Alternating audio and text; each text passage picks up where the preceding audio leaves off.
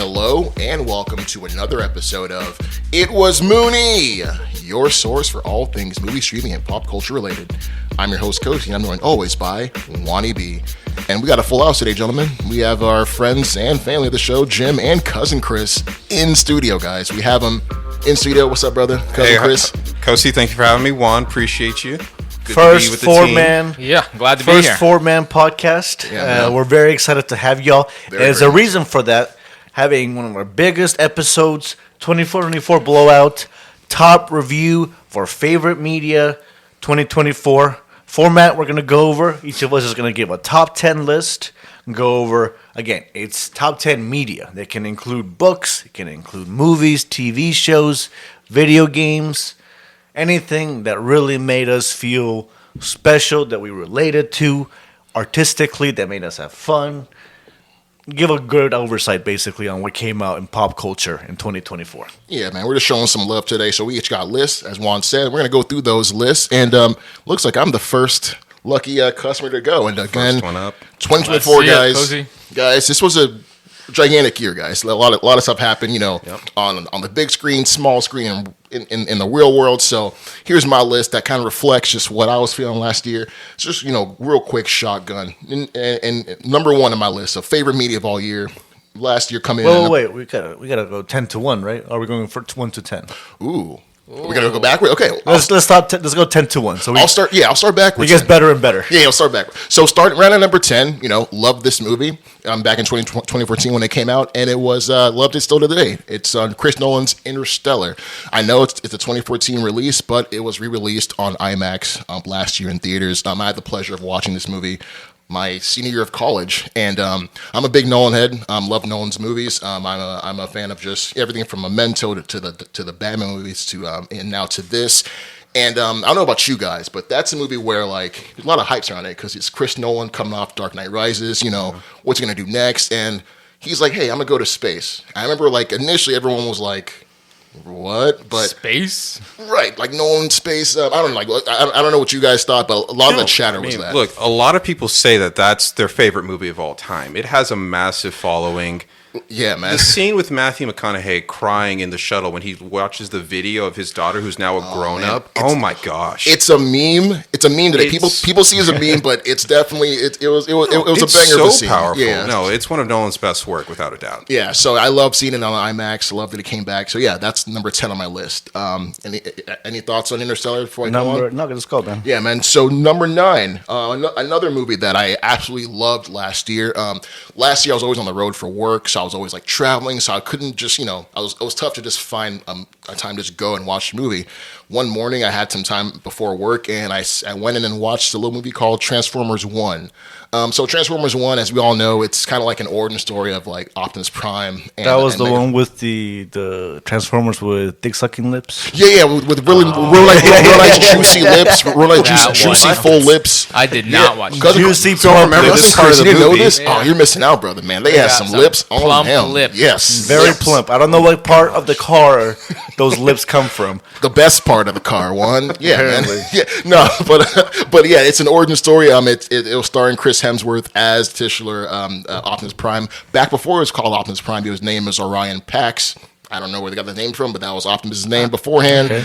And right. Megatron was just D-113. And this is the origin story. It's really, really mirrors. Were they friends? Yeah, very much so. Of course. Like Charles Xavier and Magneto. So it's like Mufasa, but Dude, it was definitely Mufasa and Scar. How unexpected! But with animated Transformers, I heard that was actually surprisingly good. Yeah, it's a really good movie. So yeah, that came in at number 9 for me.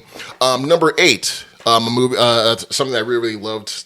Again, a game I played throughout my childhood, even through college, was a game that had been on a bit of a hiatus in 2014, and that was College Football 25. EA Sports College Football 25, just to give a little bit of a back. 2K25. Yep, ESPN. So back in 2013, the licensing agreement between was it ESPN or NCAA? NCAA. So but EA Sports, Electronic Arts, that made the game, and the NCAA. There's a big fallout because they couldn't pay the players to get their names and likenesses on the jerseys. So there's a whole big fallout. So they just stopped making the game. Fast forward almost 10 years later. NIL, name and likeness, is a way for players to actually make money through their names on their jerseys. So they brought the game back. It was a glorious time to see a game I hadn't seen in like 10 years to be playing on a PS5, and you can play as like all 100 and some. Cozy's almost not mentioning that there was like a whole almost underground scene where people would have the 2K14 and make updated rosters that they would pass along online to the few people still playing it, and like try to put servers and stuff. 'Cause, just a passionate fan base, and just there's a lot of college football fans, obviously, and they didn't have a sports game to play, a high quality sports game to play. The community. There's kept it Madden, there's 2K, there's FIFA, but there wasn't a college anything. So they were just kind of updating the old. Obviously, they couldn't update the graphics and all that stuff, but they could at least put in players with with characteristics and put some kind of decent likeness. Yeah, so it's interesting to see. Yeah, and that underground scene really kept it alive throughout the 10 years of this whole thing playing out. So it came back last year, and I'm really, really glad about that. Again, going on to this list again, Fallout Season 1. Love that. Amazon Prime I think we're all a lot of us are gonna have that on our list. Yeah, I figured as such, but I just want to at least mention that. Go on next, Agatha All Along, number 6. Hold on. I just want to give a quick shout out to Fallout. I feel like Of we're course. rushing through this, considering half of us have that on our list. Maybe course, more of than course. half. A But little bit more, a no, little bit look, post-apocalyptic. Thumbs up. Thumbs up. It's one of the better video game series that's been out there. Yeah. At this point, a video game series or movie coming out and being really good is no longer a surprise. Yeah, right. Which, we're all video game nerds. We've all been around a long time. If you remember the days when the best thing you could get was those Resident Evil Mia Malkovich movies. Or Street Fighter. That had nothing to do with the actual Resident Evil games. Literally nothing. Just complete. Resident Evil actually has amazing storylines, and they just have Kinda zombies. sidestep that, I don't know. I don't know what. I don't know Nothing even from it. Yeah, right. And that was the best we had. That was literally like we had Mario in the 80s. That, like Mario, my Fever God. Dream I Mario. still love that Super Mario movie. Oh, It's that a was complete 93? mess. It was a fun time. 93, though. 93. Still, it's a Fever Dream kind of movie. It's not the. It's Yeah. an enjoyable movie in its way, but it's not like a good movie. I want to say that in the early 90s viewers, there was a stretch of the time from 93 to 95. We had the Mario Brothers movie 93. We had Street Fighter 94. And then we had Mortal Kombat 95 to round out that unholy trinity of movies, which, looking back, it was a crazy time, but, they hold That a was the special best place. we could do at that point. Yeah, that's the best we could do. So, yeah. And frankly, it got worse after that. If you all remember, it was dark times in video game land. Prince of Persia, Max Payne, Doom, anyone? Max Payne. Yes. Oh god. So no, Fallout, a post-apocalyptic, awesome sci-fi show. We've seen a lot of this before, but it's wonderful to see some of the video gamey elements come to life in a fun way and a good story way, right? Freaking Walton Goggins, bro. Walton Goggins killed it. own Elia that- Purnell Ella killed it. Purnell. Yeah, What's the guy's name? We've seen him in a lot of stuff. The father, Oh my God, he was in Twin Peaks. Let me. I'm trying to get Kyle McConaughey or something. Is it Kyle McLaughlin? No, McLaughlin. Yeah, something like that. Kyle McLaughlin. No, awesome cast, awesome show. No, I just wanted to give a extra quick shout out to it because Yeah, I'm really happy that Fallout has had the reception it's had. Amazon needed that big win, and I think that show really embodies that. What's her name? Ella Purnell? Yes. Incredible. Big eyes, hot face, bro. Appearance-wise, yeah, You want to she's fuck? beautiful. She's an that's a line incredible character in the show, but Like, also she goes up to the guy's like, "You want to fuck?" And they're like, all right. But it's like her role there, and also her work in Arcane. She has kind of distinguished herself Okay. as like queen of video game adaptations. her. in 2020. Okay. I have not watched So- Arcane. Actually, I heard that's really good. Yeah, and then at the Video Games Awards, it was like her against her because it was Arcane versus Fallout. That's funny. And Fallout ended up winning. I was hoping Arcane would win that, but it's all good. I'm just Yeah, happy yeah. I that. didn't know that. All right. No, that's awesome. That's awesome to hear. All right, I'm moving on my list again. And number 6, Agatha All Along. Great show. We reviewed it. We Great covered it, show. but want to give it some love. No, Go back and listen to a review Yes. on It Was Mooney. shameless plug. Again, another Shameless self plug. Another shameless self plug coming up for number 5 is Shogun. Again, Shogun was an amazing Hulu show. I think we might all have that on our list. Absolutely. Again, I want to take a little bit of time just before I go on, just to give Shogun love. I'm glad it won the Emmys. Everyone on there did a fantastic job, from just the actors, everyone. I think is one of those shows where I think we're all itching for like what could be that new appointment television show to watch and really, really take itself to the next level, take it seriously, and like Shogun did that in spades. And I love the fact that like how it ended, and it, call it what you will. People want there to be another Shogun. I think it ended great, and I think it ended in a place where it was a satisfying conclusion. But again, guys, I can't say enough about this show, guys. It What do was y'all think? an excellent adaptation of the book, and it ended where the book ended as well. So it feels like there was a conclusive element to it, and all the actors played its role. Some of the chronology of the story didn't play out the same way, but it still tied all together so beautifully. Again, the elegance of the directing really, really captivated the era and the story behind each character. Yeah, and I have a question for y'all because they want to move forward with season 2, but they've completed the book, as Jim just said. They completed the book, but they didn't complete all the plot threads. Yep. Okay. Does so that make sense? You guys Does that are pretty make hopeful sense? for season 2 then, because I'm a little hesitant. I'm a little hesitant, obviously, but I am optimistic because of the people Yes, involved. great team. Okay. Great team. Because, as I mentioned, the chronology wasn't exactly the same way as the book. The plot threads could potentially be pulled out in a way to extend the book in a way. Gotcha. Okay, I so there's a see lot of where hope I there. could see the trepidation Yeah. of where it could be worse. definitely. It's hard to be better. It's going to be hard for it to be better. Right. But yeah, no, I just listen to our review, guys. Listen to our full episode on don't wanna- Shogun don't wanna put with too much. Timothy. He had great notes, great detail. Excellent, Jimmy. Excellent. Definitely worth listening to just for the great context and information he brought to us.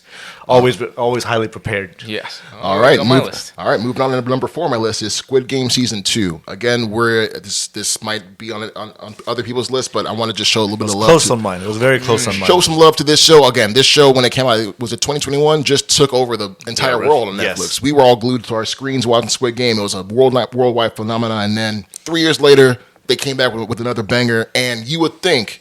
Everyone thought, okay, are we going to go through the motions again? Another game, another whole thing. But no, they managed to not only further it, but they expanded the world, expanded the lore, expanded just the characters. And I love where it's headed. Obviously, if you haven't seen it, ends on a bit of a spoiler.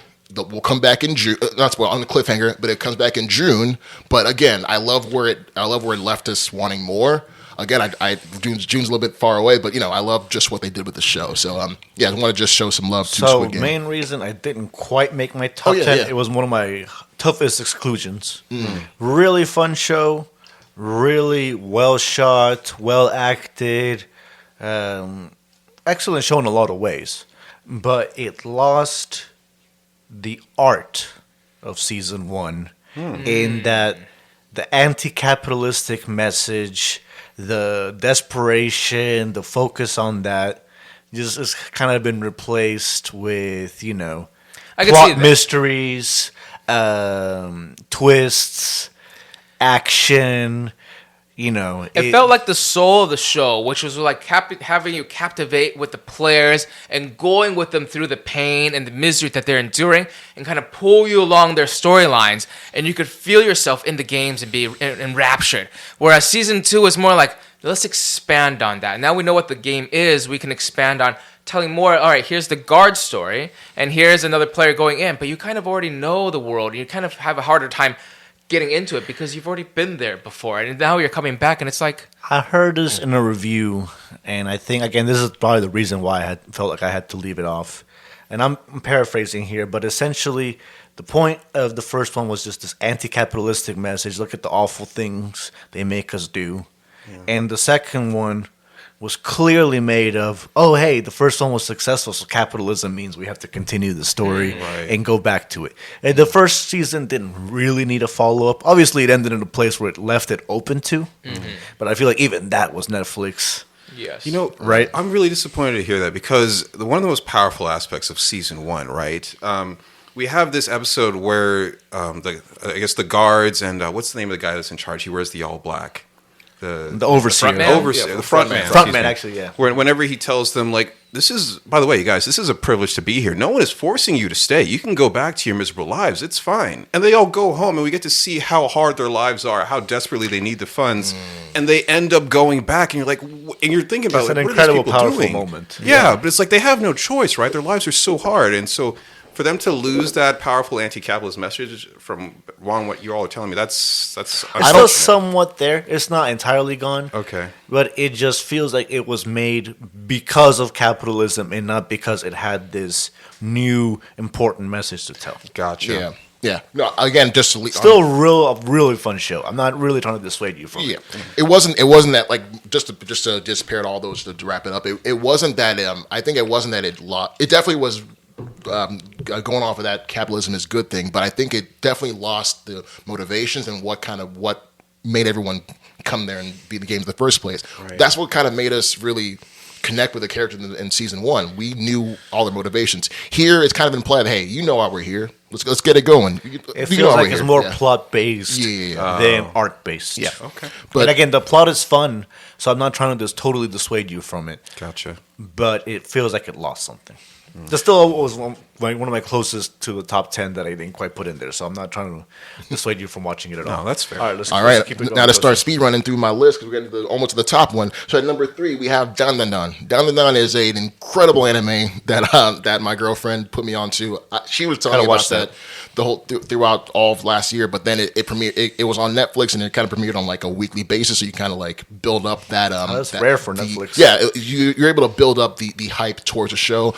Again, it's a show about just a quirky kid that is really into UFOs, and he meets a girl that's really into ghosts, and they get together and they have a pretty crazy adventure. There's a very inappropriate grandma in that show. Again, I don't want to spoil this show for anybody, but it's one part sci-fi horror, one part hilarious, but also just really, really heartwarming love story almost between two people, and I've been looking forward to watching that with my wife.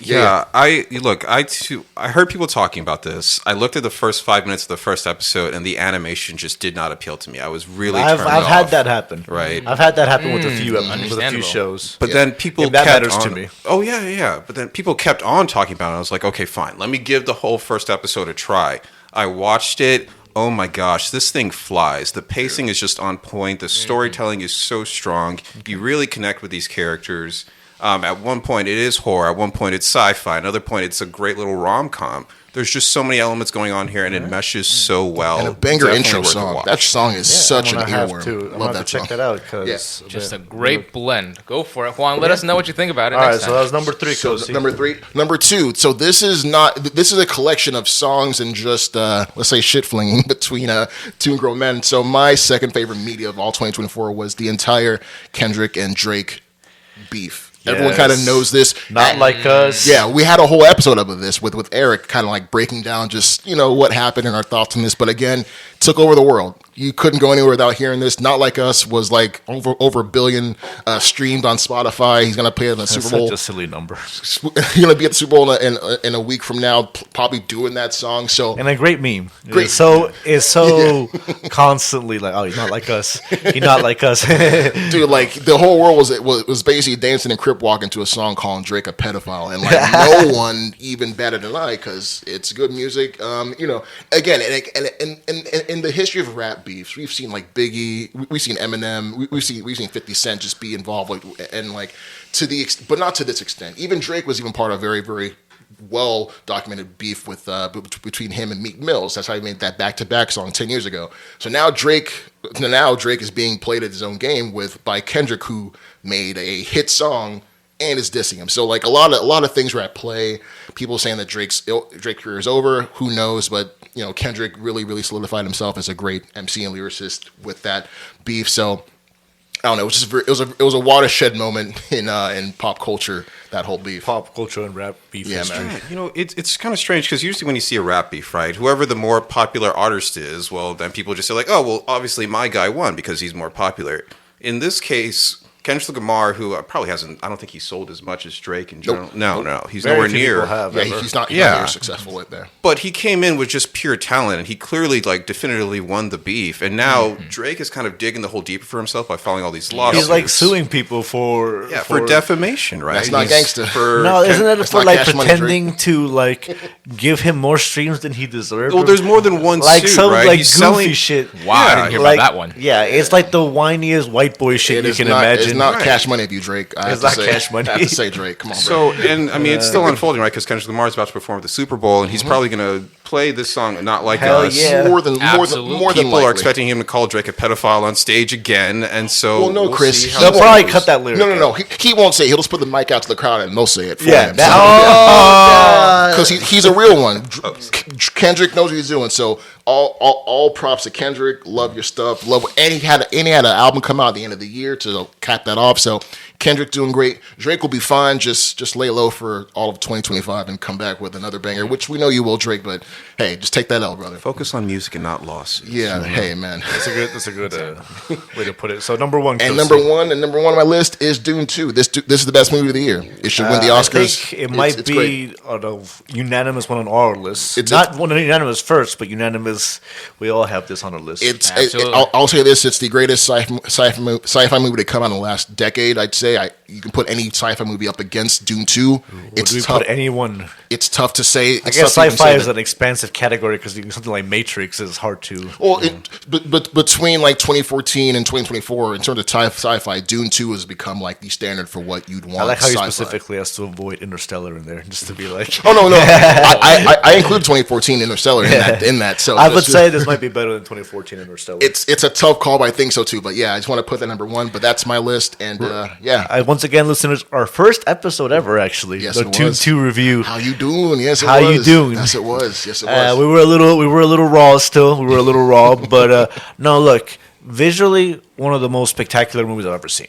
Oh, yes. Dennis, how you say his last name? I always forget. Villeneuve. One of the premier directors of our time. Best working right now. The sandworm scene at the end where he's riding a bunch of sandworms to attack the Emperor. One of the best action, just climaxes of any movie. It's some Lord of the Rings shit. Obviously not quite as good, at least in my opinion. Some people agreed on that point. Some people could disagree. It's a movie where you can just pick any clip and it's a painting. It's also it's the memes were amazing. Oh yeah, Isan Al-Gaib. El Gaib. Yeah, so that is my number, and that is my number one list. So that's a good choice, Kosi. So excellent choice.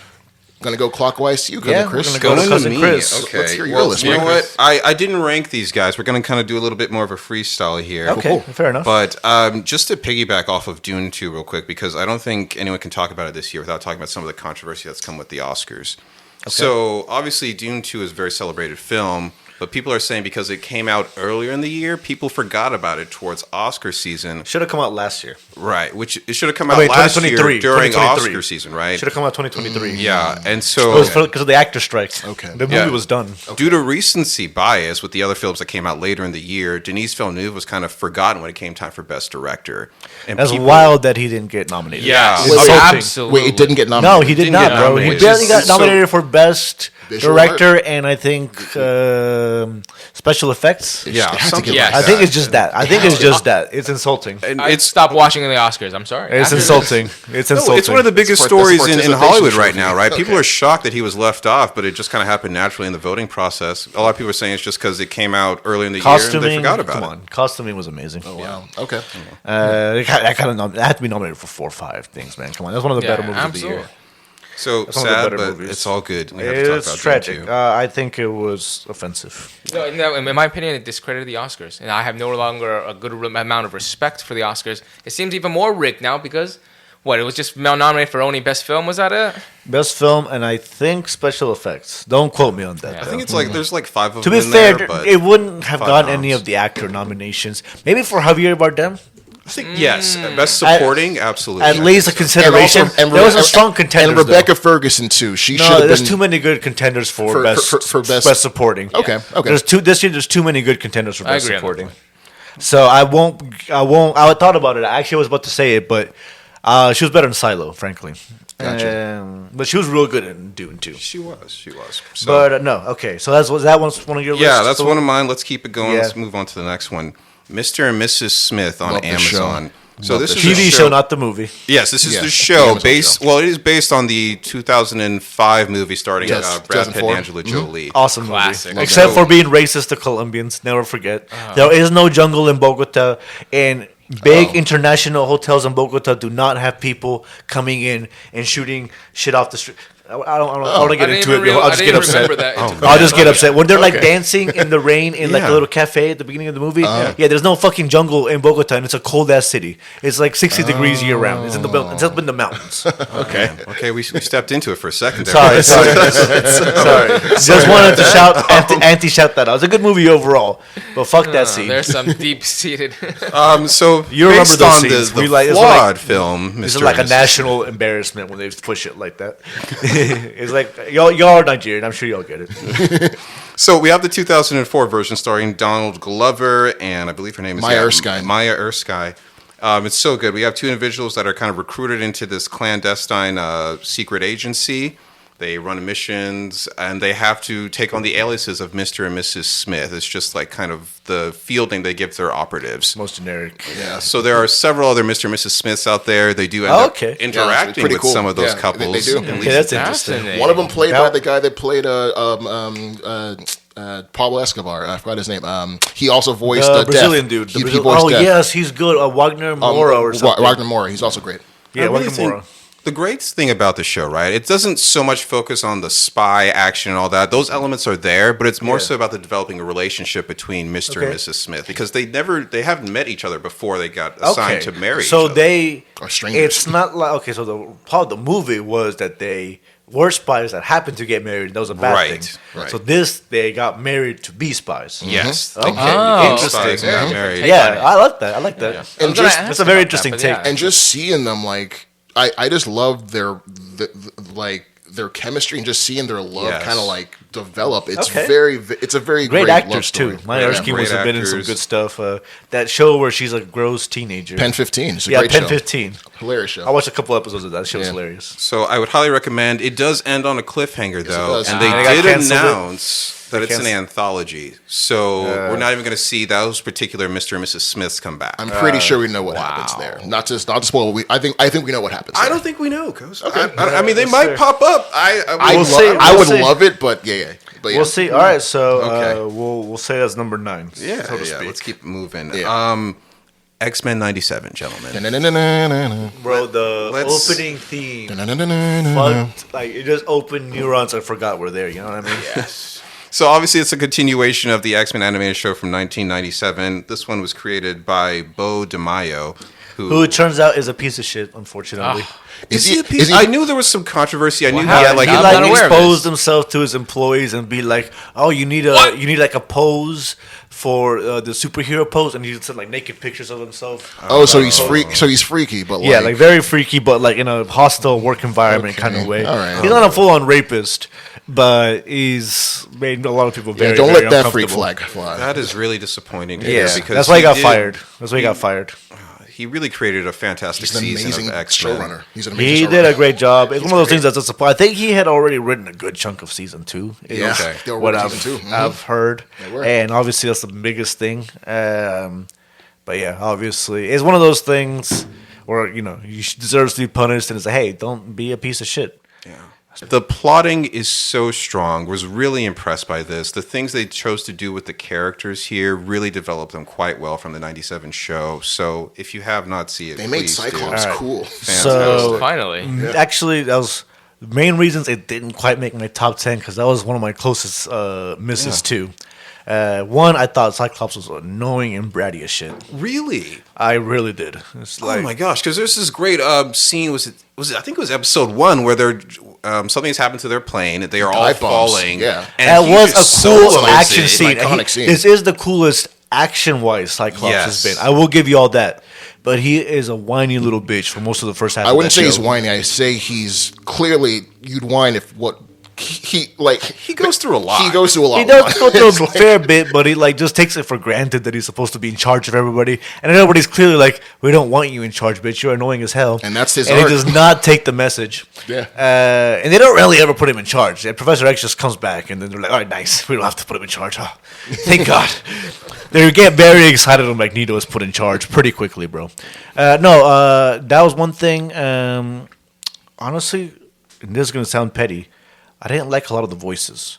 Rogue and Wolverine in particular sounded pretty crappy. Yeah, they're the original voice actors of the characters. So obviously they've aged. They brought them back to do the voices anyway. Yeah. It didn't work for a lot of people, Juan. You're not alone in that. Yeah. So that's a minor drawback, I'd say. I get what they're trying to go for. especially if they haven't gone to work in a while. I don't know, man. It just sounded like a cheap Wolverine, and Rogue sounded kind of young for what she was supposed to look like. I wasn't sure if she was supposed to be like a teenager or one of the older, more powerful ones. Yeah, the voice didn't match Yeah, so those were my main critics. It's still a really good show. Yeah, and the imperfections there, but- nostalgia was like next level, man. No, hearing that song absolutely. every episode was amazing. Absolutely. Yeah. All right. So Let's keep it right on moving with those X-Men. Next up for me, Deadpool and Wolverine. My favorite time of the movies last year was watching that movie. That was a fun time in the movies. Fun ride. we all the did way do technically 2 reviews on Yeah, it. we did. Yeah. One of me hating on it. Really? Juan, it didn't you work gotta for you. listen to that one, man. Yeah. Oh It's my called- God. No, I shit on that it's movie called hard. Juan Hates Fun. Check it out on our channel. Well, Juan, just real quick, just because I wasn't here for that, just real quick overview. What didn't work for you? Just summarize it. So this episode doesn't go for 3 hours. real quick. Real quick. Keep it to a Just couple toss it out sentences. there. Yeah. A few sentences. No, man. Nostalgia bait, just obvious member berries, Okay. hijinks, no real soul or plot to hold up. There was some good emotional scenes and some good scattered scenes, but it did not feel like a cohesive good movie. It felt like an advertisement for other shit, and it just didn't feel as good as the first 2 Deadpool movies. Fair. Wasn't the Fair, worst no, that's movie totally ever, fair. but read our hate review and our positive review. Well, read Juan's hate review. I liked it, but yeah. It was both good. We had some sound issues. Yeah, it's not a perfect But movie, that was yeah. cousin Chris's first foray into It Was Mooney. Yeah. Without me on it. That's why Right. the sound. I cursed the microphone so they wouldn't sound good. Without No, me it on was us and the friend of the show, Aaron. Shout out to Aaron giving us the other mic on that episode. So check that one out too. Yeah. Okay, But big thing so I yeah. want to say about Deadpool and Wolverine is the MCU needed this win, right? We've been Oh, yeah. seeing them have a string Yes. of kind of mixed reception projects. Deadpool and Wolverine, obviously, huge Commercially, success at the yes. box office. Commercially, yes. They Yes. absolutely needed it. Disney needed it. Yeah. Although it wasn't the big billionaire movie Disney made this year. Oh, we'll go over that. But go ahead. Yeah, let's keep it moving. I got 6 left here. Penguin, we've already talked about. We you guys did a already talked review. about it on the show. We did a review with Yeah. Jimothy. Excellent We did, show. Obviously, excellent show. That first episode is just a masterclass in getting your audience to invest in a criminal character. Same right? with So the well done. Sophia Falcone. Falcone episode. Again, we won't go into too much detail because we already give it to a lot. But that, if she does it, I think she did win an Emmy. Kristen right? Milioti, I think she got. I don't think she won, but she should be That's nominated for an insulting. Emmy. She should be One of nominated. these yeah. awards, she was so good. No, just Reed. a little Did side, slightly miss my list, but still an amazing show. a side thing for the awards though. Like I think with the awards, it's like you could like have a real kick-ass performance, but you have to make sure that nobody had the performance of their life the same year you did. Exactly. And that's kind of what That's makes a it fair kind thing. of. It just That's felt what kind of like- makes it cutthroat a little It just felt like hers was the performance of a bit. lifetime. Watching her, you're like, of course, give her the award today. Yeah, but no, it just barely missed mine. We already went over most of the reasons why on our episode review. But go ahead, go Yeah, ahead. let's keep going. Conclave. What am I wish I was trying to watch that last night. Literally, I wish I had been able to watch it for this episode. One, it's worth it. It's just such a fantastic Ralph drama. Fiennes. Yeah, Ralph Fiennes. Lord Voldemort Fiennes. is back. This time he is the dean of the church in Rome. The Pope has just died. Now the cardinals, the bishops have to come together to elect the new Pope. The role of the Pope is Stanley obviously incredibly powerful, Chooch. but as a cardinal of the church, you're not supposed to desire the power because it shows that, okay, obviously you're not Yeah. humble enough for the role, right? So people are trying to scheme without scheming. There are, some backstabbing going on. Fantastic little mystery that Pope. unfolds. There's been a resurgence in Pope fiction. Young Pope, Fiction. Yeah. Young Pope, a couple years Yeah, ago. with Jude Law was in there. There yeah. was the one with a famous actor from Silence of the Lambs, Anthony Hopkins. Wasn't he in a Pope movie? Am I crazy? I think it was a horror. the Pope's Exorcist, and that Yeah. was Okay. and that was Russell Crowe. Okay, okay. Yeah, but there's definitely been a resurgence Yeah. of Pope stuff. Yeah, And I will say, whenever you guys do that conclave review, you should absolutely name it Pope, Pope Fiction? That's Pope yes. Fiction, yes, of course. That's Pope so Fiction. good. I didn't even think about that. Love That's a that. funny. That's man, I didn't even think All about right, that. let's keep it moving. Blink Twice, psychological thriller, Zoe Channing Kravitz's Tatum, right? first movie, yeah, So happy for starring Zoe. Channing Tatum. so happy for Zoe. Such a great story. We have a billionaire that invites some women to his island, and I mean, I can't give any more away than that. But fun No, stuff you can, man. happens. It's Things 2025 happen. now. You Fun got stuff we happens. can spoil it. I don't want to spoil it. It's too good. You should watch it. You should watch it. Okay, It's I'm- one. It's one just of go Is those. it on check any it out. streaming services right now? I think it's on Hulu, I believe. I want I'll to have say to check Hulu that or Amazon. Yeah, So- no, Amazon Prime. Okay, Amazon Okay. Prime. It's best to go in with not knowing much. That's Okay, all. Yeah. that's all fair you need to enough. know. Channing Tatum, Zoe Kravitz, a couple other people. Maybe Fantastic. Funke's in there. She's in there too. Okay. Aaliyah Shawkat. No, good. Ooh, Yeah, she's in there. Mhm. Yeah. also Severance season 2. Sorry. Fallout we've already talked about. Yes. That's on there. That's fine. The Substance, starring Demi Moore. We're gonna be reviewing that next week. Spoiler alert! Gonna get our first woman on the podcast. Get some, get some of that what? feminine energy here, I'm Get guys. some excited. feminine energy. Shout out to Mark Zuckerberg. Wait, are you guys gonna? Can we? Zuck can the we say cuck. who? No, Or no, we're no, holding on to well, it? you probably won't know her. Okay, well, we'll hold off for that. Yeah, later. we'll be That's surprised. exciting, though. Yeah. Okay, I'm curious. So obviously, I'll just leave it at that. That's fine. Yeah, I think I have it on my list, high up on my list. Demi Moore, One Margaret of the Qualley, yeah. most. First of all, Demi Moore needs to win Best Actress. She will. She will. That's I hope going she to be does. offensive. I know that's the narrative and everything, but one of the best performances of the last few years. It's the best of her career. I'm glad that horror is getting a resurgence. Yeah. Again, we'll like usually horror doesn't get into the Oscars. I'm still mad that Toni Collette didn't get at least nomination for Hereditary because that was Hereditary, incredible. But Conjuring, I felt like deserved yeah. one too. Yeah. Yeah. So Conjuring, the first one especially. certainly no, the but, Demi Moore story is kind of what's a lot of people are talking about coming out of The Substance in the Oscar season, right? Because she Also- won her first acting award at the Golden Globes for this movie. Hoping she gets the Oscar as well. We'll see what Yeah, happens there. it's tremendous and gross. It's not for A lot of squeamish. body It's horror. like- It's so- not for the squeamish. Okay. It's like the No. It's it's like the Fly on- meets no matter Neon how Demon. Yeah. good you think you are with gross shit, you're probably not good enough. Just be prepared for that. Yeah. Yeah. Okay, gentlemen, last one on my list. This is my favorite, honestly. This was my number one. Francis Ford Coppola's Megalopolis. Yes. Like, look, Okay. this is not I just thought a I movie. was a jackass putting that number one. Now I'm gonna have to rewrite my list, bitches. This is not just a movie. This is an experience that should be seen on the big screen. It is a passion project that he has been working on since 1977. He literally financed this himself by selling his winery. He had to do all of the marketing. There were so many controversies along the way that are still in court right now, by the way, because he's been accused of Yes. harassment by the extras. Is that why it hasn't come out Francis. in physical? No, Francis. No. Oh, I I have to didn't rewatch even know that it hasn't movie. come out yet. No, it came out to rent. Only to rent. And I was going to pay Oh. $20 to rent a movie. It's not even available to rent anymore. It's the wildest release That schedule I've doesn't ever seen surprise me. for a movie. Because I mean, he was paying for all of it on his own. No one wanted this film, and then when you watch the film, you're like, okay, I see Not why. kind of, bro. but Be honest. look, it's gonna be one of those films that develops a cult following as the years go on. Most It's definitely. just Listen, such a fascinating. When it watch. finally gets on streaming, the memes are going to be fire. Yeah. Look, I think we might have to do a review at some point. yeah, Probably I not haven't really. seen yeah. it. you Yeah, should. But It's listen, worth it. Yeah, when it it's- comes out. like, see, my experience with it, I think we talked about it a little bit at one point, but showed up to the theater so inebriated, my wife had to drive me to the theater. I legit had to take like several shots, just like get in a heavily altered state. Walked in there, managed to, I think, stay awake the whole movie. It was one of those things where I felt like such a dream sequence that it's one of the, like, you're not even sure if you missed scenes or it's just the whole movie was a trip. It was a very small theater. It was funny though because the rest of the people, there was about 6 other people in my theater. They had the exact same energy I did. We're laughing at all the same shit. Oh, that's the I best. could not stop laughing. One of the funniest movies I've seen. Even after I would leave the theater, I was just laughing. My wife was looking at me funny. Just kept like bursting out into laughter on the way home. Like, Absurd performances. Yes. Absurd, yes. Absurd memes. Watch it whenever it comes out and you get a chance. Complete failure at the box office. Yep. Fairly, honestly, well deserved. But Wow.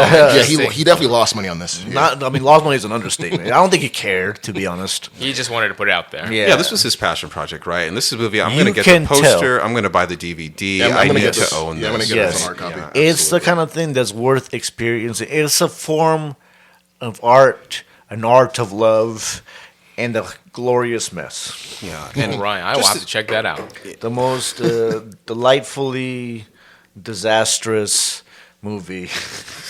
And I just want to give it, one credit it has. First, costume design is amazing. I'm disappointed it wasn't nominated at the Oscars for it. Second, if you take the story on its own and just remove all the excess things that he put in there, just his own little eccentricities, there's a story there, right? You have a mayor fighting for the soul of the city with this masterclass architect. The mayor's daughter ends up, falling for the architect. Like, how do you untangle that drama? There's a lot going on. So She has to go back to the club. Gentlemen, that's my top 10. Let's keep it moving. I could not tell you what the plot of the movie was. Timothy. All right. Let's hear it, I bro. was not trying to think. Every time I try to think through that movie, I would get pissed and be like, nope, I need more alcohol. So starting from 10, I think we all had this on our list, was Dune 2. Okay. Easy one. Yeah, heavy discussed. All right. 9 was kind of a cheat. It is Attack on Titan, the final compilation movie, which is a combination of the last two 50-minute movies. And technically, Attack on Titan ended in 2023, but the movie came out in 2024, and I just wanted to tap on Attack on Titan. I feel like that has been a positive influence on anime, has made it almost brought it into a norm of culture of sorts, and the story just works so well. Demon Slayer. Yes, and Demon Slayer. And, the story just works so well. I was a dunce. I thought the story was a foolish one, and this author was going nowhere, and he had me fooled when the character drops a spoiler in the story, and it just changes the whole world and everything. No, one of the best movies action-wise. One of my favorite animes front to back. I think probably might be my number one. It's my number one, absolutely. Yeah, it's crazy remembering watching it way back in the day, and it was like 3 years before season 2 came out. Like 4, like an absurd amount of time. Yeah, I remember watching the first season, and I fell off because of that long break and kind of never came back to the show. But I've been hearing nothing but great things about it. It's crazy they stuck the landing. Yes, they could have absolutely bombed at any point. One of the best animes I've ever seen. All right. Absolutely. Moving on to number 8, which was talked about Penguin, and 7, Shogun. So those are my 2 main live actions I saw this past year, and they both lived up to the hype of it. Yeah, heavily good shows. All right, moving on to an anime, which is Delicious in Dungeon, which came out on Netflix, also called Dungeon Meshi. I would say it's not properly called cooking in a dungeon, but really surviving in a dungeon that you can't die in. What happens? Okay. Right? Interesting. Right? How do you survive in there? So I was kind of curious about them because I heard like a lot of it's like, it's a fun cooking show, anime, and sometimes it's a little fun and wacky, but then at the same time there's some like eldritch horror elements that come in later on. Yes, absolutely. And there's a whole big story behind it and how this horror controls the dungeon in some level. I'm in. Okay. Darkest Dungeon vibes. Yes, exactly. Hey, Jim, where can we watch that on? And you can watch it on Netflix. Cool. Okay. Excellent. Moving on, number 5 is a video game, Warhammer 40K Space Marine 2. Yeah, man, I really want to play that at some point. First-person shooter. Is it those guys with the armor and the gun? Yes. Yes. With the blue armor, right? Blue Yeah, the big blue Ultra. armor and the God Emperor of Mankind, the one with the gold, like super gold. If you ever seen the Trump memes? Bro, Yes. that's what I think Henry Cavill's got a star in one of those. He's working making on that. he's making a Warhammer show. So real quick, are they actually good guys or is it like? So, in the grim, dark future, there are no good guys. Everybody is just fighting, and there's just endless war. Now, you can say they're the good guys because they're humans, but they'll purge anything that's not human. Right? The lore is a glorious mess. It's the little tabletop games. Yes, You've seen the ones which that you paint. I've played before. They're great. Back in the that's days, what at that every is. mall they had those. The tabletop where you brought your little figures to Little paint. miniatures. Gotcha. Yeah. So that's not StarCraft. StarCraft is something. No, completely StarCraft different. is a real-time strategy game Okay. for computer. Space Marines look vaguely similar to some StarCraft. Okay, that's Yes, why. but they are the original ones. Now, they created the concept of Space Marines. Gotcha. Yeah.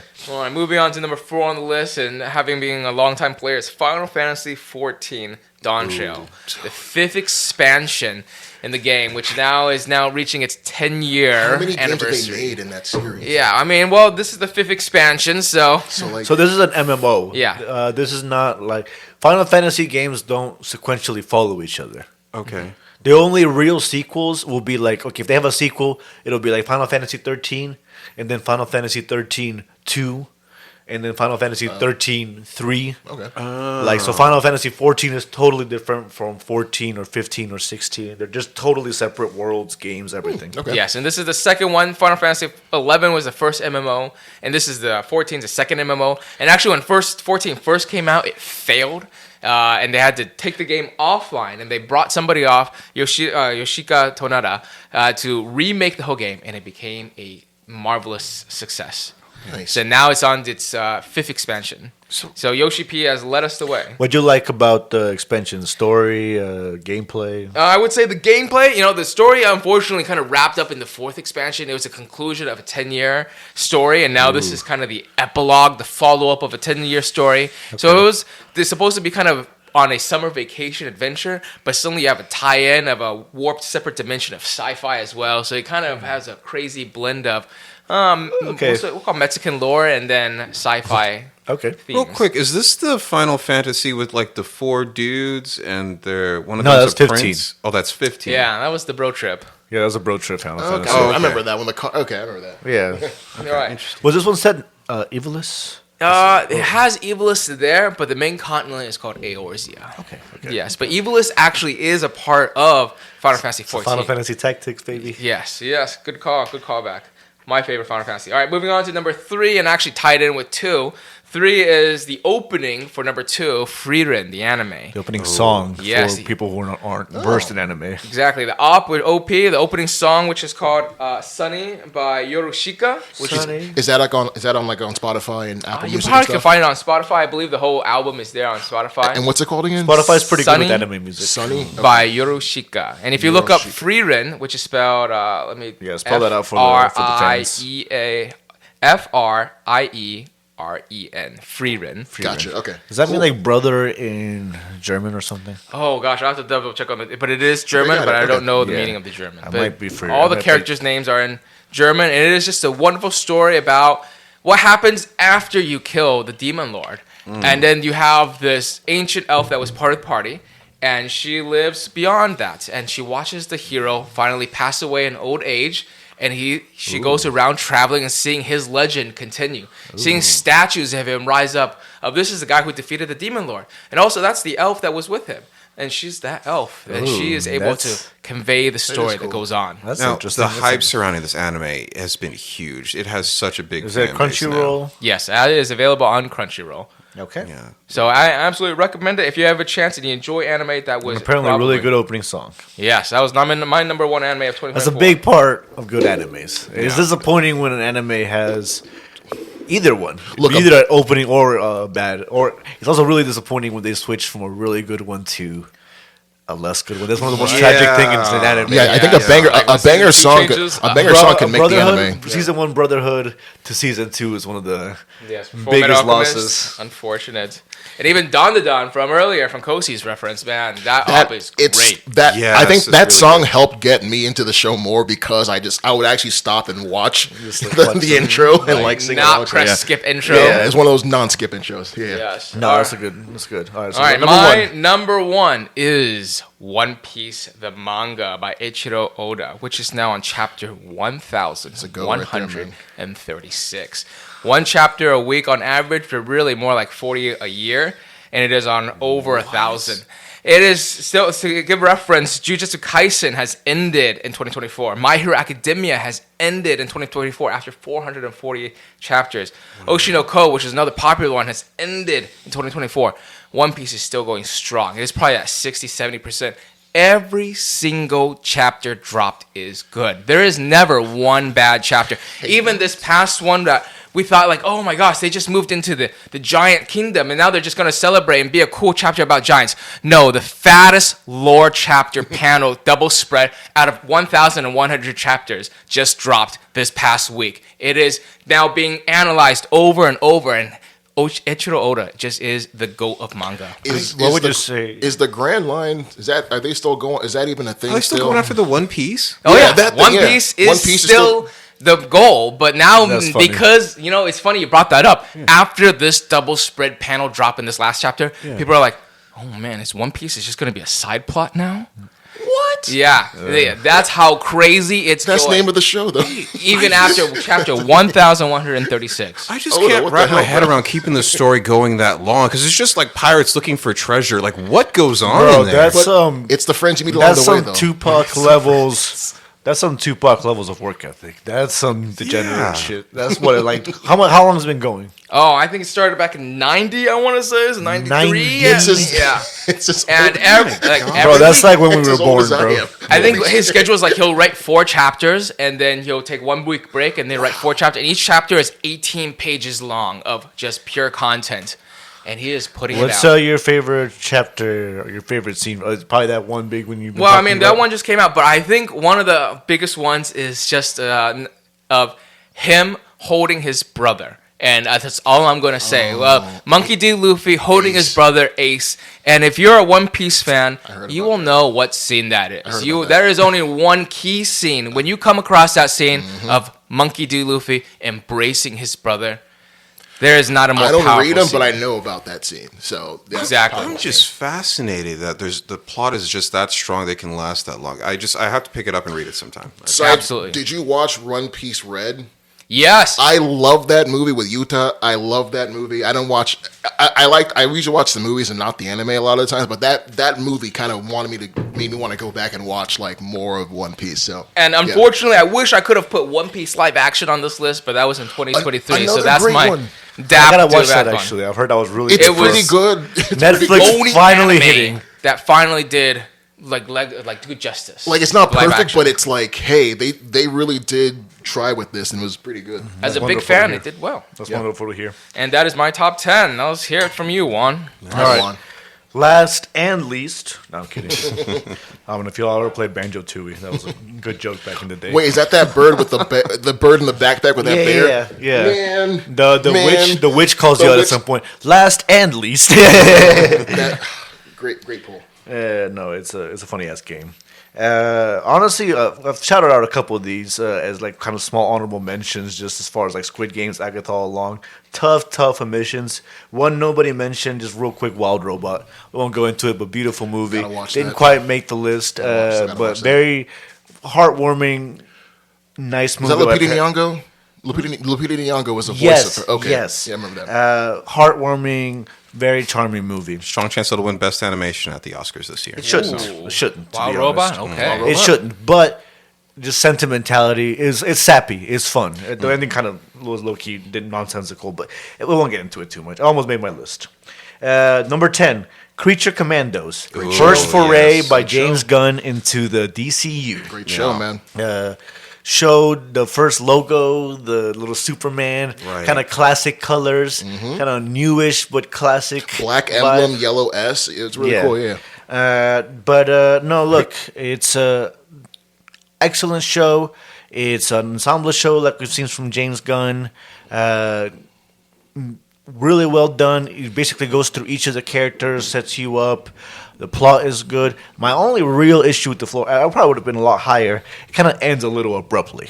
Like you have a kind of an episode for each of the characters where you set up each of their backstories. Yeah. And it feels like, okay, now that we've all set up everybody's, we got to set up the villains or maybe like 1 or 2 more episodes and then it ends. But no, it ended with the end of the backstory of the last one. And it was really sad ending too, because we finally, see one of the characters, Nina, finally her moment to shine. Supposedly, really sad backstory. Yeah, it really was. Yeah. And they've told us the whole time that she's like kind of like the peaceful, reasonable one. But it's like, hey, she's gonna be in the water and stuff. And even in the water, it turns out the only monstrous thing about it was that just that she looked funny. Very odd that she was on the team in the first place. I'm not sure we ever got No, an that's part of the explanation on that. thematic point of the show. That these people were seen as monsters, that they were put in jail, often despite not doing anything wrong. Right? At least some of them you could see they did some crimes. Right. But, Nina didn't do anything Yeah, wrong that's- except for existing. That's why hers seemed kind of like, why is she here? She's like the least amount of person that she No, would be and up in it also for the emotion, like she was part of the reason the team managed to come together. yeah, She was the only one they all kind of independently liked. Yeah. So that's why she was there. That's part of the theme of the show. It's sad.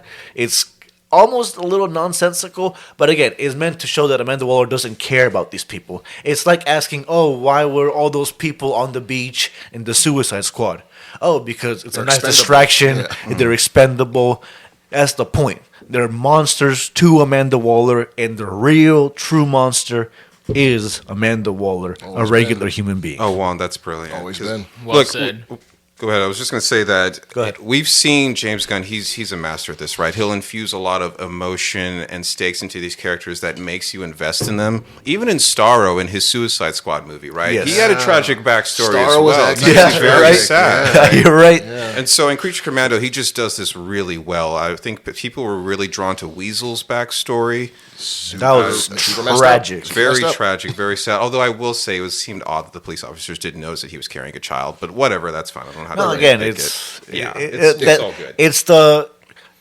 It's not about logic. It's about fear, right? It's about the irrationality that's caused when you see a human-like monster weasel. Oh, he's carrying. No, he's not carrying a kid. He's eating the kid. Yeah, you don't think right. Yeah, you think shoot first. Let me just Yeah. get Right. this. But so right, yeah, he handles characters so well, especially ensemble cast. So I'm excited to see what he does with DC. And that's the thing about Creature Commandos, right? This is our first view into the new DC that we're about to get with Superman. Obviously, some elements have carried over from the old DCU. We have Peacemaker characters that are coming back. Rick we have Flag some Sr., story yeah. elements.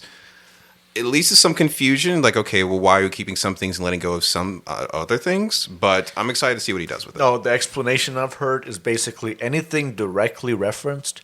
So, like, they reference Rick Flag Jr. dying, so that's canon. And they reference Starro and some of that stuff, so that's canon. But anything not specifically referenced is kind of like myth, right? Like the Justice League at the end of Peacemaker. Yeah, That's so a that myth. so that yeah, so that That's didn't a so myth, that didn't yeah. come in. And So yeah, I heard like everything else in Peacemaker is canon except the last scene with the Justice Yes. League. Yeah. Yes. Okay. Yeah. Well, Yeah. So We'll again, see. it's a little confusing. It's a Yeah. little trippy, but so far he's done so well. Peacemaker, obviously the Superman trailer looked awesome. Yeah, it looks good. Creature Commandos.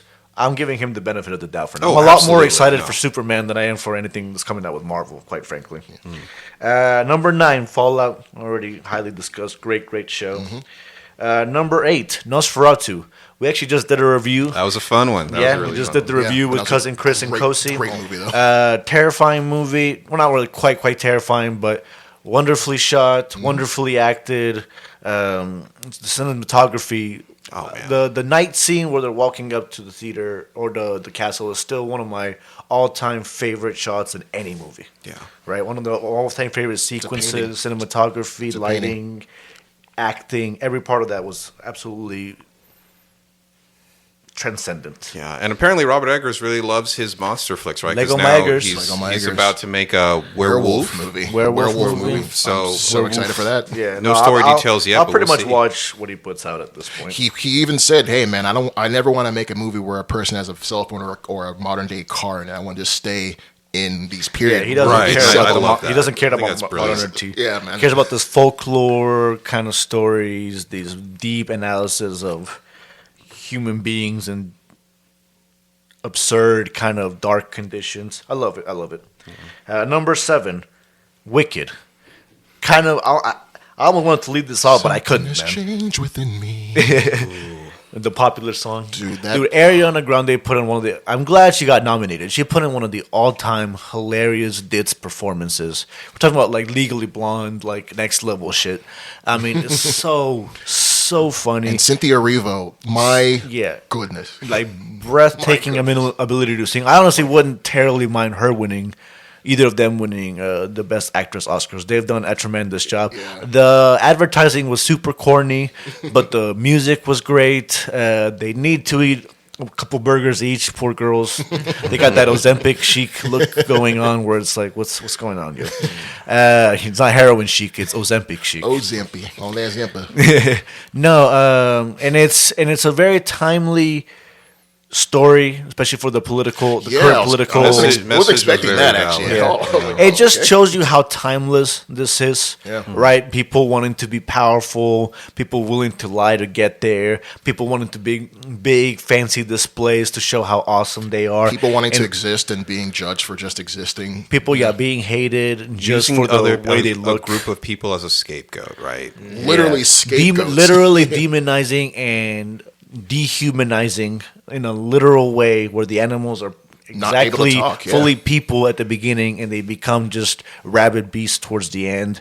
Some of them even winged to resemble demons, right? Yeah. Flying monkeys, yeah. Yeah, so it's an excellent movie. It's an excellent movie. It's kind of corny, and it doesn't quite seem like the kind of movie a bunch of guys would like. But it's very well made. It's very well made. And I'd say this too, like the marketing for that too. They kind of sort of, because it came out like there was Gladiator 2 and then Wicked, and there was just kind of this big which yeah, one like y'all Gladiator 2 bombed. Yeah, like Wicked. so like did it bomb? Yeah, It didn't totally bomb, but didn't make the money they wanted compared to to the budget, everything has bloated budgets these days. Oh, okay. especially that one. Yeah. That was like $300 million. Yeah, see, that's a movie that needed to have $100 million budget and then make a $200 million, and then make the rest of it on streaming in the back end, and then they didn't do that. Nope. Gotcha. Okay, so that was number 7 for What you got Wicked. next, bro? Number 6, Inside Out 2. That's the movie. I mean, actually, I'm not sure because I've heard this movie called Flow is supposed to be really good. Haven't seen it. I need to watch Flow as well. I need to watch that. It's one seen of my Flow. movies I wish I had managed to watch before this because I might have made my list. But Inside Out 2, follow up to one of the best ever Pixar movies. The first Inside Out shows that, again, same way you guys were talking about how you were saying how Daredevil was a much needed win for Disney and Marvel.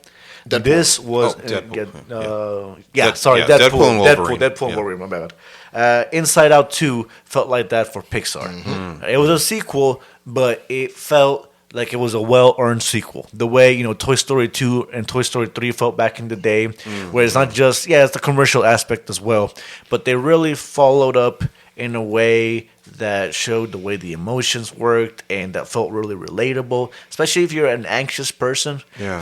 Especially if you were as anxious as a kid, this movie will make you squirm in your seat. The way they portray anxiety is so brilliant, and I never thought of anxiety visually is like you can't move, but everything else is moving around you. It's incredibly relatable. It's so great. Yeah. It felt like an incredibly relatable movie. Now, I heard that therapists actually use Inside Out 1 to teach parents and kids how to deal with emotions, things like that. So, It felt like Inside Out 2 is just an addition to that. Yeah. And it had a couple really funny ones. Ennui, basically like this French dude emotion, trying to be like a cool teenager. I don't care. But literally just like a French dude, oh, sacre bleu.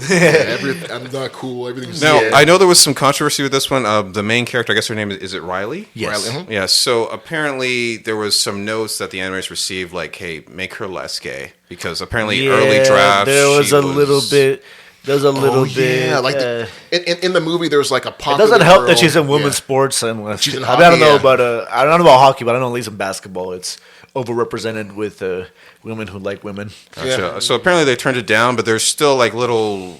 There's little hints. If you want to see it that way, I guess There's you can see it, there's yeah. little hints. She obviously doesn't have a male love interest, and there's again a little bit of that hint with the kind of captain, especially because the captain is portrayed as very much kind of a love interest type, where she's like the cool jock. she's Yeah, cool, yeah. attractive, up on top of everything. You know what I mean? It's Disney kind of. just let her be gay. Like, Yeah, yeah, no. I feel like there was a part of it where they wanted to, and it probably, honestly, would have made sense within the movie. But they're pretty young anyway, so like a heavy love story would have been like a cute peck on the cheek at the end would have been maybe fitting. But that's why they had to get like Sylvester Stallone and them to come in and like tell him, hey, stop making this stuff too gay.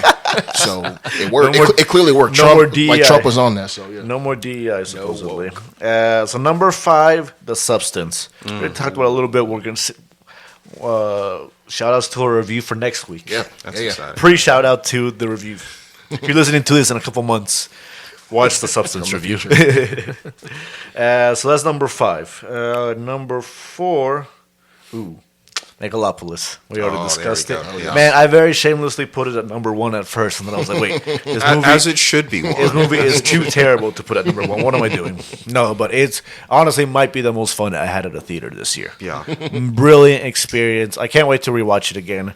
I feel like I'm typing this up too much, so everybody's gonna come to my house, watch it on my cool ass like home setup, and then be like, Yo, one Juan, with the I bro." thought you said this was a good movie, and Anything, we are underhyping it, folks. You need to run out and go watch it's an it. experience, guys. It's more than almost anything on this list, except maybe The Substance. It's an fucking experience. Yes. Right? There might be more competently made movies, but there are not more memorable movies. I'll tell you that. Exactly. I like that. I like that. Yeah. So number 3, Dune 2. Of course. Yeah. All There was a part of me that wanted to knock it down. Then I remember that big scene of them riding up and You he's sound killing like the a Emperor and all this shit. And it's like, no, I'm doing the same thing the Oscars did. It's been so long that I'm underrating it because it's not fresh on my mind. Leaving the Paradise I actually just one. bought the 4K version. I'm gonna watch it probably this nice. weekend. Good call. Yeah. If you're in town, maybe we Oh, could. yeah. Let me Maybe know. tomorrow. Let me know. Okay. I might have time. So yeah, if you Okay, want to watch okay. it in Yeah, 4K, get some nice sound, but best you can do without actually going back to the theater. Yeah, so that's number 3. Great movie. Number 2, and bear with me on this one. I think Jim's the only one that's even heard of this. Balatro. Yes, Balatro. Balatro. Balatro, man, is a game what is I this? just found let out me- recently. Okay, yeah, I've been hyping him to him nonstop. Okay, so the best way I can describe this, and it's a weird explanation, it's a deck-based roguelike Okay. where you play poker hands to advance. Right, roguelite. Roguelite, to be perfectly exact. Yes, and it's so you have a 52 card deck, Okay. and you're trying to build flushes, straights, 2 of a kind, even high card, and they add up to a certain amount of points. Okay. And the way the points multiply is that you have these special cards called jokers that you have up to 5 of them, asterisk, and then these cause your points to multiply. Hey, do you have a flush? You get to multiply those points. And it's just such an interesting way that you can build around certain jokers. You can modify your deck in certain ways by adding cards, changing cards, and there's just a endless feeling type of loop that you can get into it. It gets to the point where, like, the beginning, you're only trying to get 300, 1,000, 5,000 points, but I think the highest point count is like 1 to the exponent of like 346 or something like that. No, like Jim said, it's so the roguelike of it basically means you have brand new runs each time. There's some things you unlock through progress, right? New jokers. Again, jokers, it's not a card in your deck that you draw and shuffle in through. Yeah. It's almost like power-ups. Okay. Right, they're okay. called jokers, but each one of them does something different. Like one of them would be like, okay, if you play a pair, like a regular pair, like from poker, you get a plus 10 multiplier, right? Okay. And literally, like it multiplies. Like if you're like your base score is like, it's a pair, so it's like 10 times 10 points, and then you get like plus 10 multipliers. So now it's 10 times 20, and the goal is to get these different jokers that build up more and more score. Okay. Right? You have like a shop after each round where you buy different things. You go through it. Again, each run is different. It's a game where you feel at the beginning where you feel overwhelmed. You're not sure what to do. Right. Slowly, you start kind of piecing it together. Then you start getting more and more of these jokers, more and more of these cards unlocked where you start realizing there's certain combos, certain things you can put Yes. together. Wait, what platform is this on? So It's this on is anything. Available on Steam for $15 or the App Store for $10. And allow me to correct myself earlier. The highest score is 7 to the exponent of 2,600. So it's an incredible game of infinite variety. Wait, so I can just download the app right now? It's If you have Apple Arcade, actually, it's free. okay. Man, this Okay, is well, And you guys it's one of convinced me. the. I'm gonna check I'm this telling out. you guys, it's the meme and the joke on the internet. Oh, well, by the way, it was made by one person, one developer. It's very lo-fi, so the graphics and the music aren't anything fancy. But it was made by one developer. I downloaded this finally when it got nominated for the Game Awards. Nominated for It was Game of the Year. nominated for Game of the Year. Game of the Year, What? not just indie game. It won indie game. Game of the Year outright. Crazy. I think I went to sleep at 3 a.m. that first night. Like it was not something I do. It was like a work night. I had a very bad day the next day. I could not put that stupid game down. It's Brothers, that I'm good. so happy for that guy. What a great story. It's saying here that the creator of Black Mirror, he said he called it possibly the most addicting game ever created. It's literal crack. It's literal. If you go to like the subreddit, if you go to like any of the Well, communities, I gotta download if you go like, oh, should I? Say no to drugs, cousin Chris. Yeah. No. If you download this game, it's like, okay, make sure you don't have anything planned for a few days. Like it's like shit like that. They'll like warn you. It's like is incredible. make sure you don't have an addiction problem before you download this. Wait, how do you spell it? Balatro. Balatro. Right on. Right on. Excellent choice. Heavily considered putting it number 1, honestly. All right. So what is your Number one is Shogun. A little anticlimactic because we discussed it so much. But hey, She gives some love, bro. incredible show. Oh, yeah. Oh, yeah. The acting performances. Anna And what are they, some of Sawai. these? Anna Sawai. Hiro. Hiro- Hirotaka. Hiroyuki. Hiroyuki Sanada. Hiroyuki's one of the best actors ever from Japanese descent. Tremendous, and even in what do you call it, Mortal Kombat. Dude, he's both like an actual martial artist swordsman and a really good actor. It's like Just top tier actor, Yeah. top tier show in general. Yabu Shibe was one of my favorite characters in any TV show. Again, we've already discussed it a lot, so won't get into it too much. But best media of the year, in my opinion. Nice. Oh man. Well, All right. So, before we finish wrapping up, I wanted to go over 2 kind of last things, just quick roundup. One, things we wished we had watched. What about things you wished you watched but you didn't? Oh, Like you didn't man. get to. Ooh, things I wish I watched but didn't. All right. What's yours, Juan? I'll go ahead and start it. Let me think about that real quick. Conclave was a big one. Really wish I'd watched it. I got Definitely one. I got worth one it. too. Not gonna- Flow. Silent Hill 2, I haven't started, I haven't finished it. I feel like that might have made my list. The Silent Hill 2 game, remake. or- Yeah, Yes. the remake. Okay. The game. Oh, cool. Yeah. Video Yeah. game. Okay. Yeah, we've been streaming it a Yeah. little bit. Might even put that on like a link to the It Was Mooney so you can watch a little bit. Astrobot Game of the Year. I'm getting it. I just haven't gotten around to playing it. And then Flow, I think I already mentioned the cat movie that looked Elden Ring DLC. And Anora, probably the biggest one. Anora, that's a good one. That Yeah. movie. Anora. Now that actually got me hyped up on that Down to Down, I gotta watch that.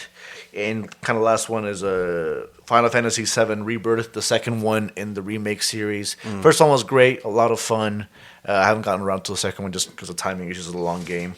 Also, I heard Shrinking from Apple TV. Shrinking is getting really fantastic. good from the same makers of Ted Lasso. Harrison Ford's great in that show. Harrison it about? Ford and Jason It's Segel. just a psychiatrist. Yeah. It's Jason Segel Segel and and Harrison Harrison Ford, Ford, Jessica, the one from The Daily Show. Ooh, I forgot her name. Daily Show, black girl from The Daily Show. I forgot her name. Jessica Williams. She's Jessica great. Williams, really good. Yeah, she's hilarious. So that's her season 2 is amazing. Apparently, Cozy's shouting it out too. So Yeah, good show. All right, so Cozy, anything you wish you had watched? one thing. It's Silo. Silo. I'm a huge fan of Silo. Rebecca Ferguson. I I love her as almost an want to actress. shout that out, but the best episodes released in 2025. Oh, The finale and the interesting. penultimate episodes was the best episodes released in 2025, so it felt unfair.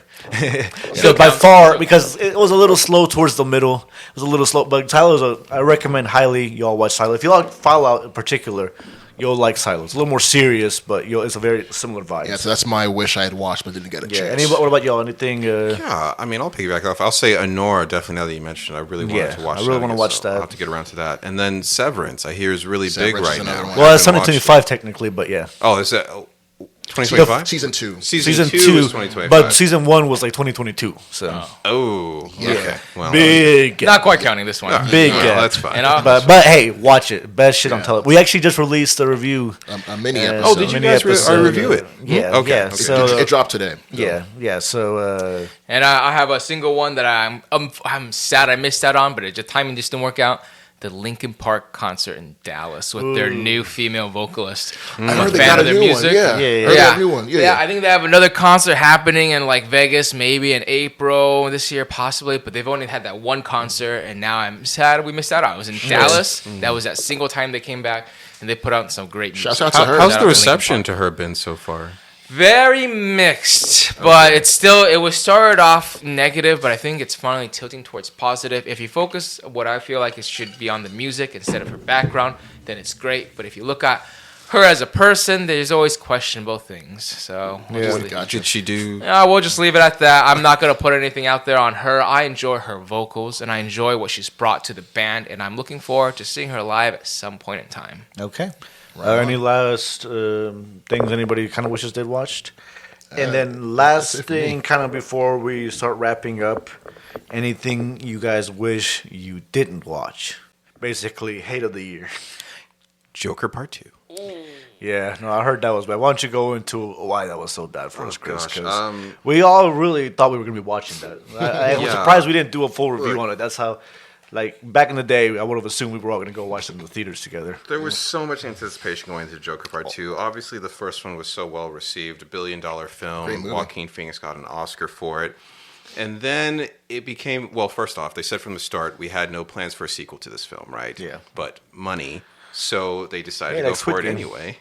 Squid Game, right? The concept If for they the ever story... release Parasite 2, I'm going to revolt. The concept for the sequel came to Joaquin Phoenix in a dream, and that shows on screen because it's half-baked. There's not a lot going on, a lot of dead air in that film. And then the ending leaves you wondering, what was the point of it all? It's one of those rare endings where you actually feel like, okay, it actually ruins the first one. And so you're just like, Really? what was Like the point of retroactively this? makes the first one worse. Yes. That's impressive because the first one had some major issues, but it was a artistically well made Yeah, movie. still great, well made movie. It's sad to see the death of a billion-dollar Joaquin Phoenix franchise there. was incredible. Yeah. As an actor, but I didn't love the first one, but I appreciated it. I respected it. Absolutely. It sucks that I didn't even bother watching the second one because it was apparently so bad.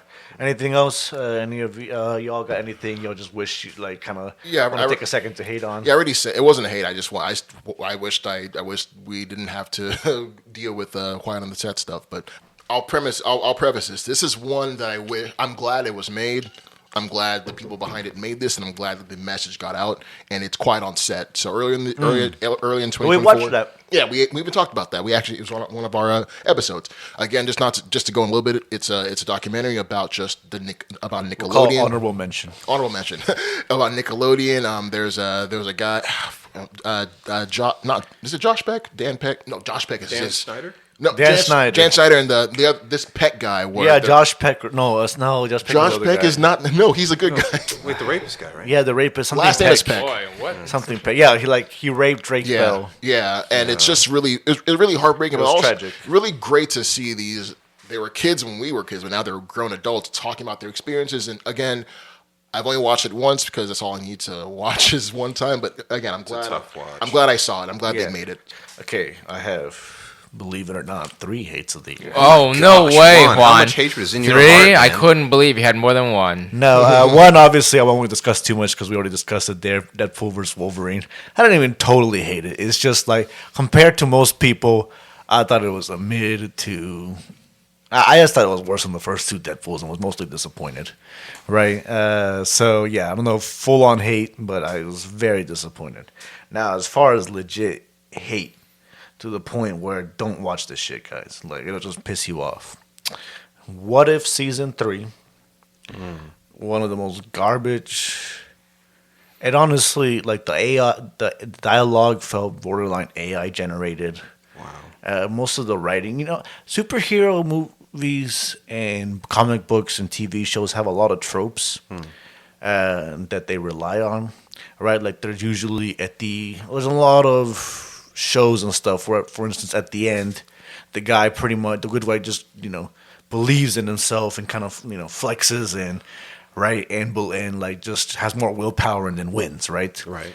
Or just gets like stronger or whatever. But again, there's a good way to do it where it kind of makes sense. It's tied into something. It involves the good guy figuring something out or overcoming something, so it's related to the character growth.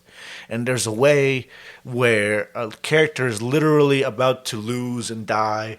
Somehow the bad guy is taking technology, like all her technology and power from her, and some disembodied voice in her head says, "Fight."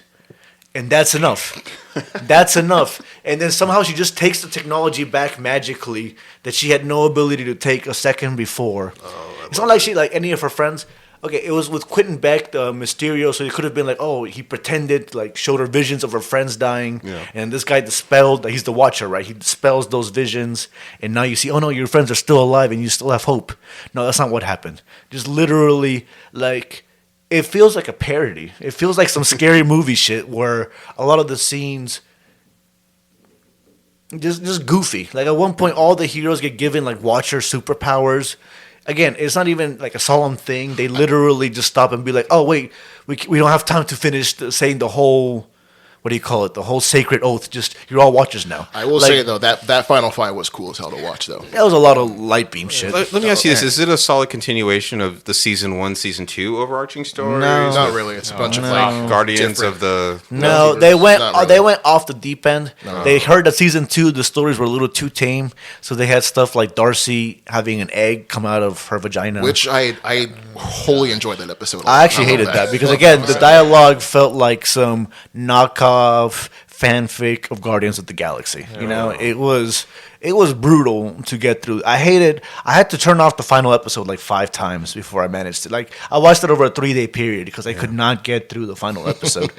Gosh. Jim, same experience for you. You just, Oh no, I just avoided it. So. Yeah, no, it's complete garbage. I hated it so much. I'm more lenient on it. I wouldn't say it's like a great season, but the stuff that I liked in this season I really did like. I did say though it did lack the coherency of like, you know, we like the whole like linear story or at least an overarching story. This kind of told like I like different stories. The Winter Soldier throughout, yeah. buddy cop one was pretty nice. Yeah, that one was solid. It told a bunch of different stories using characters across like the whole season. But again, like I think again it lacked that cohesion. No, it literally made me question if I actually like superhero stuff because it was like it just did all the tropes in such an embarrassingly basic way. Just like, oh, this guy now flexes and he wins, or you know, like just like, or like instead of like saying anything about technology, it's like, oh, I got into the system, okay, I win. You know, just like the most generic kind of shit imaginable. I hated it. I hated it so much. And so what was number 3 on your list? The last one. Last thing we'll discuss: Emilia Perez, the Oscar favorite with 13 nominations. 13? Oh, 13 fucking A lot of nominations. controversy on this one. Legit, some of the most nominations all time for any movie. Talking about Lord of the Rings levels, talking about Chicago, Yeah, talking Chicago, about yeah. some of the best movies of all time. Didn't get this many nominations, right? Yeah. You'd think, oh, well, this has to be one of the movies, clear-cut movie of the year, and one of the best movies all time. Well, I watched it with my wife the other day on Netflix. Okay, so it's a musical. It's a musical about a narco guy, leader of a narco cartel. Okay. You know, lots of killing, lots of evil, heinous deeds, terrible piece of shit human being. Decides that he's going to be a woman. Going to transition into a woman. And then it's, again, a musical, but it's a poorly made musical. It's just like it feels like they just like wrote lines and then just like burst into song with crappy music behind it. None of the music is related to Mexico. It's all like set in Mexico. All the people speak Spanish, but none of the music is related to like Mexican culture or history. So this isn't like this shouldn't be a requirement. It's kind of interesting. The director isn't Mexican. She's French, right? She's a French woman. Is French. He's French. I thought it was a he. Okay. Yeah, he's French. And okay, it goes further than that. One of the 3 main actresses, 0 speak with a proper Mexican accent. Zoe Saldana speaks with a Dominican accent. The only time you get any reference to that is one line in the movie right after she says she's Mexican in London, and she says, "Oh, actually, I was born in Dominican Republic." I'll tell you right now, She's there not is Mexican. exactly zero Latinos in the world that would have their home accent and have lived long enough to develop it, no matter how long they lived in some other country, especially if they were in a different third country at the time, like she was in London, they would not say, oh, I am Mexican. She would 100% say, I am Dominican. So that's strike 1. Strike 2, Selena Gomez, solid actress, does not speak Spanish.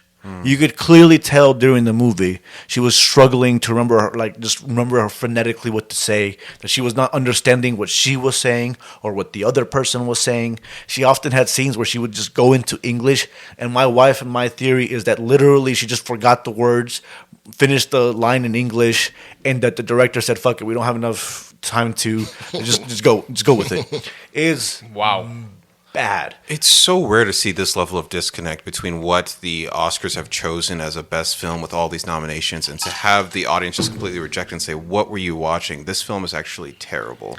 It goes back to my discrediting the Oscars for this season once again with that Dune 2 snub, and now hearing about how Emilia Perez has not deserved that. I don't know about these two Oscars. Oscar nominations for original songs, and it's not the only good. Neither of them are the only good song of the movie that actually sounds like it was sung by a Mexican, like Mexican. It was a beautiful song. It's actually a lovely song at the end. The story is preposterous and stupid. Her transition, apparently most trans people hate the trans representation in it because it's treated kind of like as a goofy joke, but not in a fun way. Not in a fun way where like it can be campy and over the top. It would have been a fun, campy, over the top movie, but like it has some. I don't know if you've seen the clip of the penis to vagina scene. Oh yeah, I've seen it. Yeah, it's gloriously stupid. All right. Like, and again, it's poorly sung. Barely any of the song. It's very incompetent as a musical. They don't like show. They don't advance the plot in any way. They're not well-made songs. They don't have anything to do with the culture.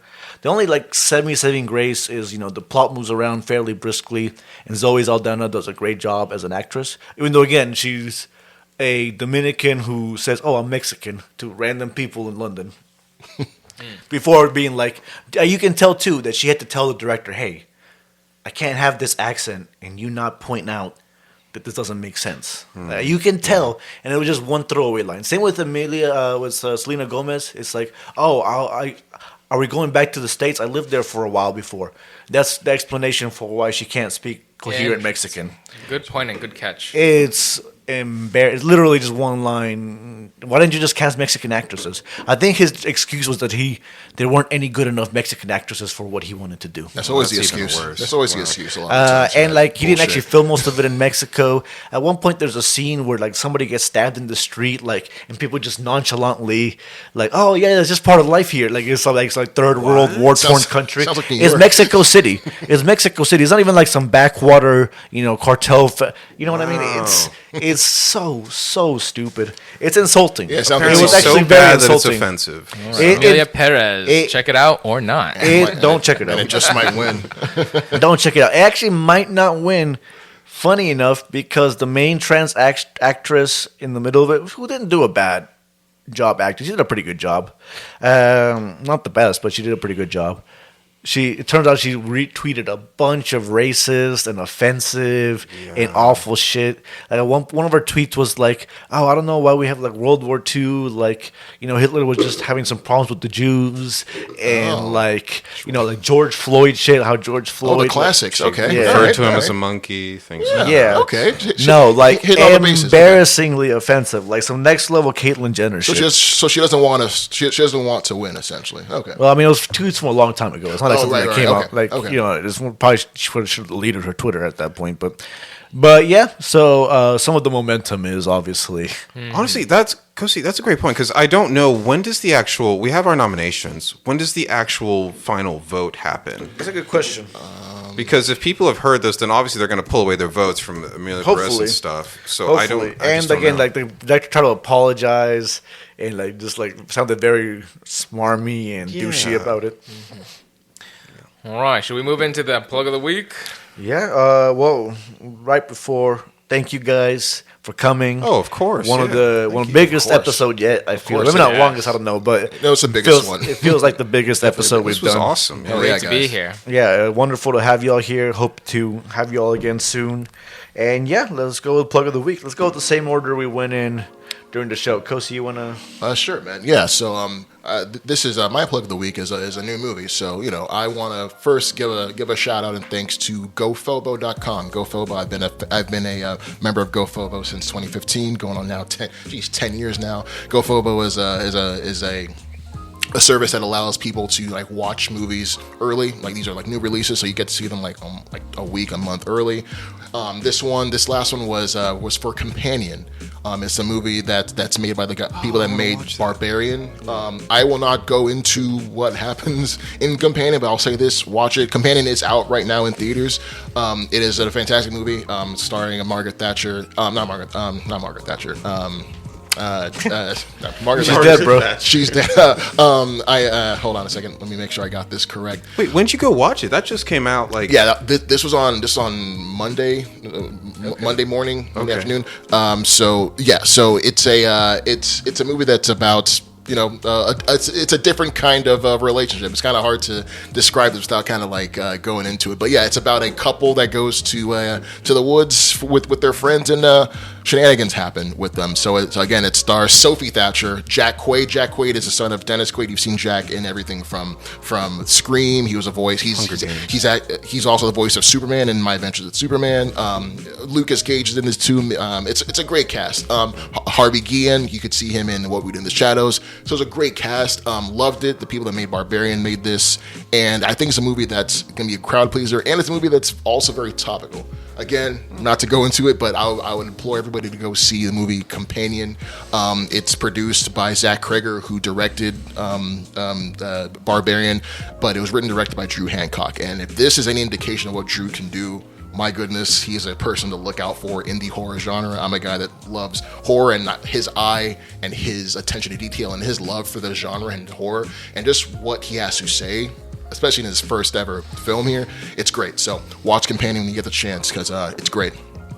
Okay. On to me. I will, of course, plug, I think it's season 5 of Harley Quinn has come out recently, so if you haven't checked those out, that's pretty fun. And, of course, Megalopolis, because Megalopolis. Megalopolis. Of course. Easy. All right. My plug of the week will be a audiobook. It'll be Wheel of Time. I just started the 14th book. Okay. 14th. Okay. Yes, the final book, A Memory of Light. Each book has been about 30 to 40 hours. It's been quite a journey. So I'm in the middle of the final series. Wheel of Time by Robert Jordan. It has been an incredible high fantasy adventure all the way through. It deserves the acclaim that it follows. So I recommend it. You can find it on Audible or Google Play or Apple Books, wherever you get your audiobooks. Wheel of Time by Robert Jordan, finished by Brian Sanderson. Can I just ask, is the show any good? No. Now, you know what? I kind of just avoided the show for now because I've heard very, very mixed reviews. Don't. Amazon sucks. No, they don't. They have really good stuff. But okay. Well, my plug of the week, kind of a curious one because we already kind of reviewed it, but not just Substance. You can actually get, if you have Prime Video, you can get a trial for Mubi. MUBI, a 7-day trial, allows you to watch The Substance. Okay. Right? That's how you watch The Substance for free. So if you already have Prime Video, kind of hesitating, it was actually hard to find a good physical copy. They were sold out. They didn't sell that many. I looked on Amazon. Yeah, they didn't. Yeah, they sold out like hard. But it's a good way to watch an excellent movie. And if you've been the kind of person that's been holding off because you're squeamish, know that you've been correct to, but just power through it anyways. It's worth it, huh? Yeah, it's worth watching at home because that way you can pause and take breaks, maybe even fast forward some scenes if you just truly need to. But the message of the movie, the quality of the movie, you'll hear a review for it next week. But it's highly worth the experience. It's one of those movies like Megalopolis. It's an experience, maybe not necessarily the most universal or perfectly quality film, but it's an experience that you can't get in other movies. Well said. All right. Well, thank you, Juan. Thank you, Jim. Thank you, Cousin Chris. And also, too, last but not least, thank you, listeners. Thank you, Kosi, too. Don't forget yourself. Oh, thank myself, of course. But again, last but not least, the listeners, we thank y'all for listening and coming in just to spend an hour and a half with us, guys. These crazy guys here at this table with us. Once again, guys, you can find us on YouTube. You can find us on Spotify. You can find us on Blue Sky, not X. You can also find us on, where else can you find us on? Even Reddit these days. Reddit some days. On Instagram, too? On Instagram. Yeah, so please, you're able to find this. We have some funny clips on Instagram. You have some funny clips on YouTube. Again, we're trying to. We got our first TikTok clip. Yeah, we got TikTok going. Trump tried to kill us. But, we got Agent Chen looking on our phones now. Yeah, we back. We back in this. But I want to thank y'all for just tuning in. So once again, man, I've been Kosi, and I've been always joined by Wani B and Jim and Cousin Chris. Until next time, guys. Hey yo. Peace out. Adios. Laters.